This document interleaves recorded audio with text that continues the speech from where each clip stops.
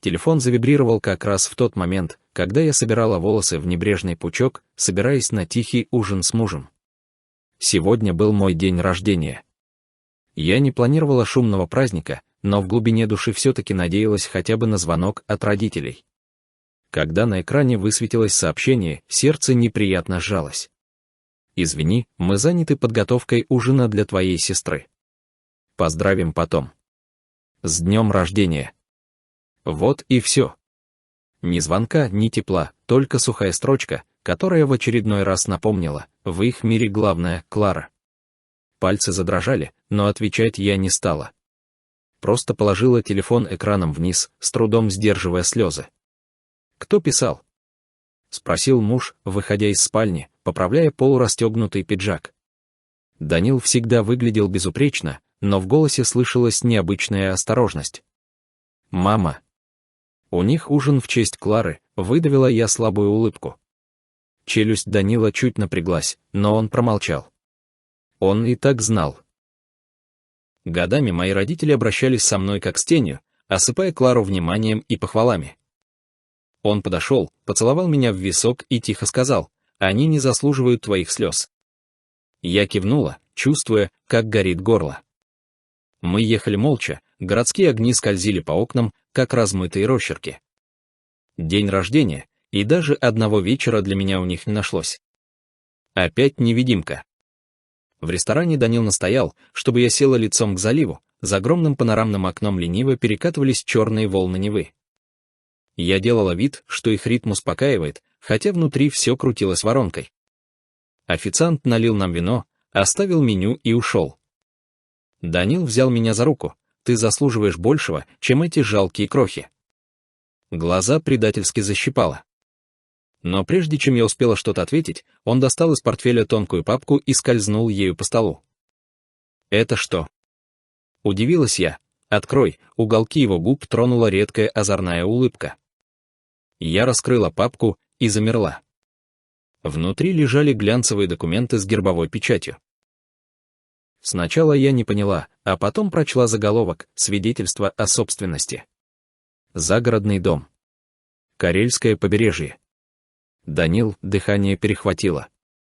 «Наш», — спокойно произнес он и наклонился ближе. «С днем рождения, Лена. Я хотел подарить тебе то, что никто не сможет отнять. Место, где мнения других не имеют значения». Я прикрыла рот рукой. Дом у самого Белого моря. Подарок, который говорил больше любых слов. Я всегда была для семьи неудачницей, дочерью, которая якобы ничего не добилась и просто удачно вышла замуж. Но этот дом, это был не просто дом. Это было доказательство. Доказательство того, что я не та пустышка, какой меня всегда считали. Слезы застилали глаза, когда я прошептала: «Даниил, это слишком не нужно». Он мягко перебил меня: «Это именно то, что ты заслуживаешь». После ужина мы сразу поехали туда. У меня дрожали руки, когда я открывала стеклянные двери и босыми ногами ступила на отполированный паркет. Передо мной раскинулся вид на бескрайнюю Балтику, где лунный свет дрожал на воде, будто серебряный огонь, и заливал комнату через огромные окна. Даниил обнял меня сзади. «С днем рождения, Эмма». В тот момент во мне что-то изменилось. Не злость, твердое решение. Годы я унижалась, выпрашивала хоть крохи внимания у родителей и сестры, пыталась доказать, что тоже чего-то стою. Но, стоя в собственном доме у моря, я поняла, мне больше не нужны их одобрения. Я достала телефон. «Что ты делаешь?» Приподнял бровь Даниил. Я слегка улыбнулась и открыла семейный чат, где мама, папа и Клара бесконечно делились фотографиями своих идеальных ужинов и дорогого вина. На этот раз очередь была за мной. Я щелкнула фото: безбрежное море в свете луны и уютная гостиная позади. Подписала всего 4 слова: «Сегодня праздную иначе». И нажала «Отправить». Меньше минуты, и телефон вспыхнул, словно салют. «Клара, подожди, а чей это дом?» «Мама, Эмма, что ты имеешь в виду? Что за праздник?» «Папа, где ты находишься?» Я не ответила. Даниил тихо рассмеялся у меня за спиной. Похоже, ты наконец привлекла их внимание. Но я не улыбалась. Грудь сжимала тяжелая дрожь. Не страх, что-то более острое, почти опьяняющее. Впервые за долгие годы они бегали за мной. И это чувство было невероятным. Телефон не переставал вибрировать. Я посмотрела на экран, 20 непрочитанных сообщений меньше, чем за 5 минут. «Клара, серьезно, где ты? Чей это дом?» «Мама, Эмма, не драматизируй. Просто скажи правду». «Папа, это опять одна из аренд Даниила. Не позорься, дочь». Даниил растянулся на диване, лениво положив руку на спинку. «Они теряют почву под ногами», — сказал он с улыбкой. «У тебя все козыри». А у меня в ушах стучала кровь. Годы унижения, равнодушия, бесконечных упреков вернулись сразу. Они никогда в меня не верили. Никогда. И теперь все изменилось. Родители, казалось, пытались осознать то единственное, чего никак не ожидали. Я наконец-то стояла на собственных ногах. Я медленно, намеренно набрала ответ: «Нет, это не съемное жилье. Это мой дом».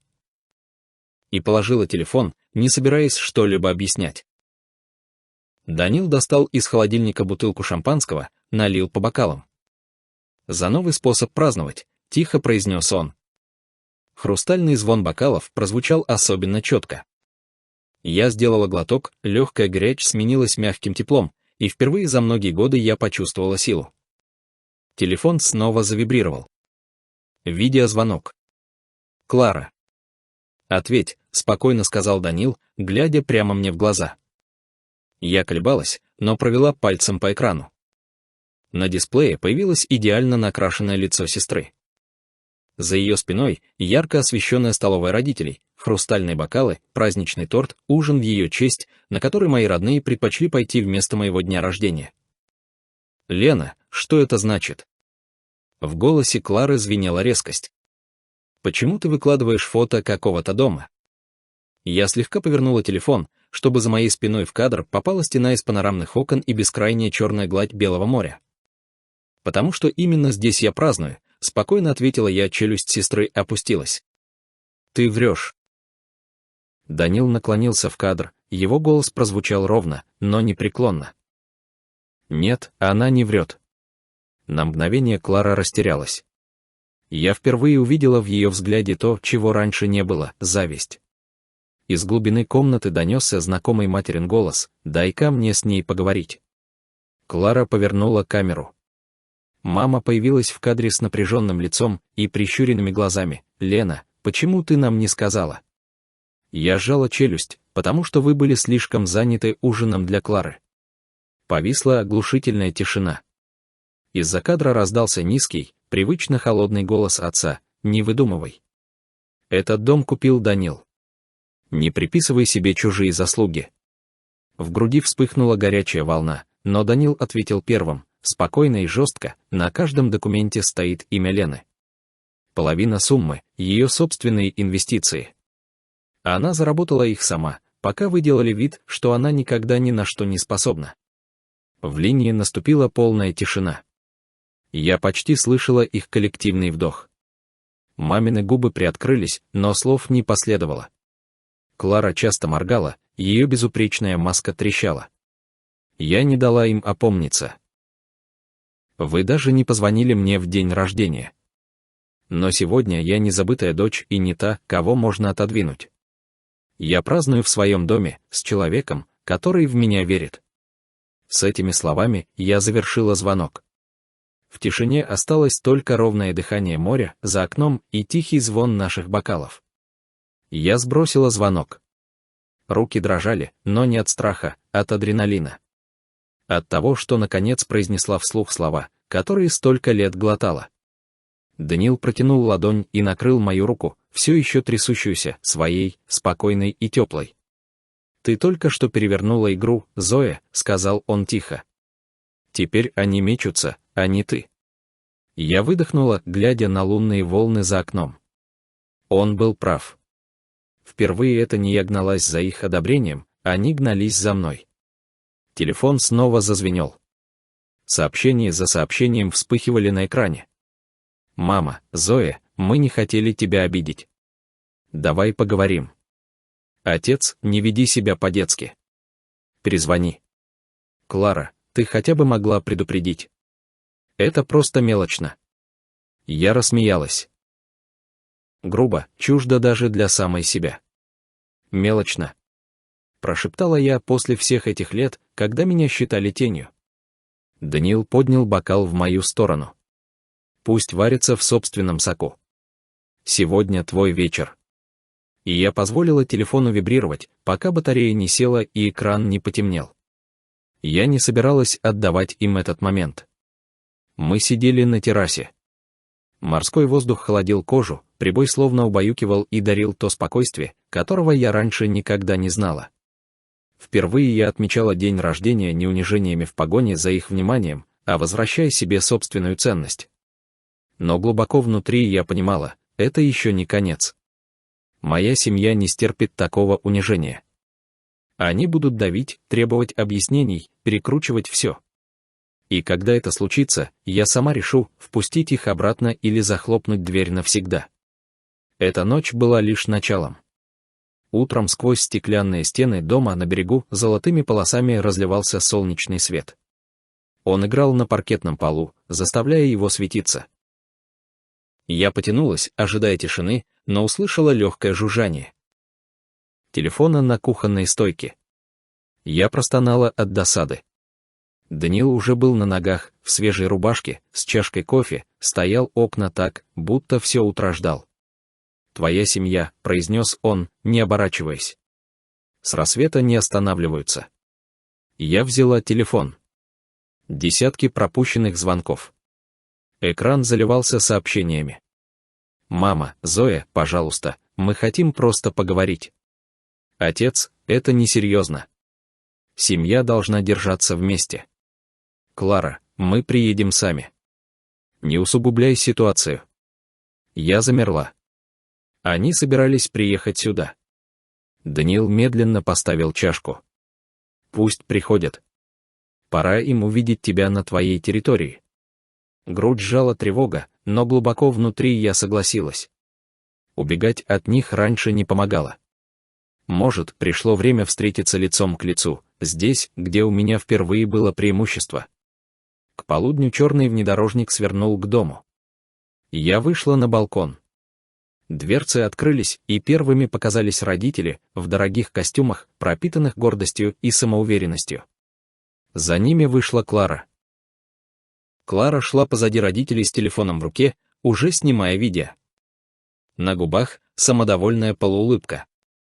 Данил появился рядом со мной, спокоен, как всегда. «Ты не обязан открывать, если не хочешь», — тихо сказал он. Но я хотела. Я распахнула стеклянную дверь как раз в тот момент, когда они поднялись на крыльцо. Морской ветер взъерошил волосы, сердце гулко стучало.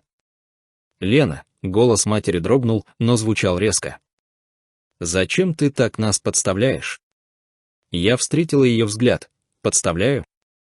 Тем, что живу своей жизнью, а не за вашим столом?» Клара усмехнулась.